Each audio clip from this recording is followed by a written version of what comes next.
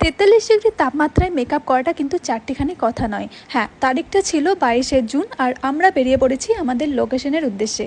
আমার লোকেশন ছিল রামপুরহাট। তো আমরা দুপুর বেরিয়ে পড়েছিলাম। বাইরে তখন কী পরিমাণে ভীষণ গরম হাওয়া দিচ্ছিল সেটা তোমরা দেখেই বুঝতে পারছো। তো আমরা দেখো আমাদের লোকেশনের কাছাকাছি চলে এসেছি, মায়ের গেটটাও আমরা পার করে ফেললাম। তো এই হচ্ছে আমার মিষ্টি ক্লায়েন্ট।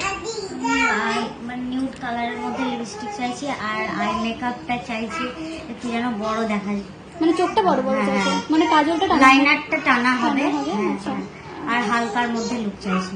আচ্ছা, তো তোমরা তো শুনেই নিলে দিদির রিকোয়ারমেন্টস। তো আমিও সেই মতো কাজ শুরু করে দিয়েছিলাম।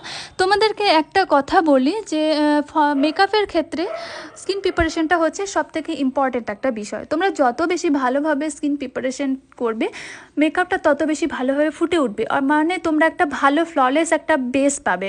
তো আমি এই বিষয়টা সবসময় মাথায় রাখার চেষ্টা করি এবং আমার ক্লায়েন্টকে তার স্কিন অনুযায়ী বা তার স্কিনের টেক্সচার অনুযায়ী আমি স্কিন প্রিপারেশন করি।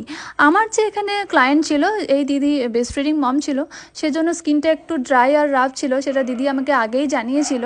আমি সেই জন্য স্কিন প্রিপারেশন ভালোভাবে করে তারপর আমি ফাউন্ডেশন অ্যাপ্লাই করছি। আমি একটা ডিবি ফাউন্ডেশন ইউজ করছি, কেননা ড্রাই স্কিনের ক্ষেত্রে তুমি যদি ম্যাট ফিনিশ ফাউন্ডেশন ইউজ করো তাহলে সেক্ষেত্রে স্কিনটা আরও বেশি ড্রাই হয়ে যায়। সেজন্য আমি দিদিকে একটা ডিবি ফাউন্ডেশন দিয়েছিলাম যাতে স্কিনটাকে বেশি ড্রাই না দেখায়।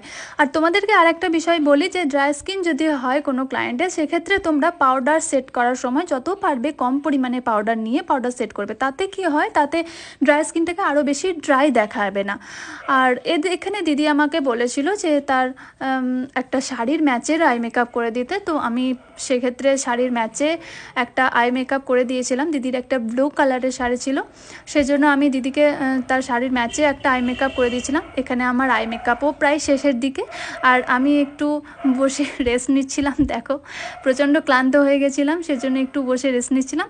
আর এই হচ্ছে আমার ক্লায়েন্টের ফাইনাল লুক। তো তোমরা শুনে নাও ওর মুখেই যে কেমন লেগেছে ওর। তুমি বলো তোমার কেমন লেগেছে? আমার খুব সুন্দর লেগেছে। আমি যেমন চেয়েছিলাম তুমি ঠিক তেমনই করেছো। তোমার পছন্দ হয়েছে hair style, eye makeup? Hair স্টাইলও পছন্দ হয়েছে, আই মেকআপও খুব সুন্দর হয়েছে। আচ্ছা, থ্যাংক ইউ। চোখটা একটু বন্ধ করো।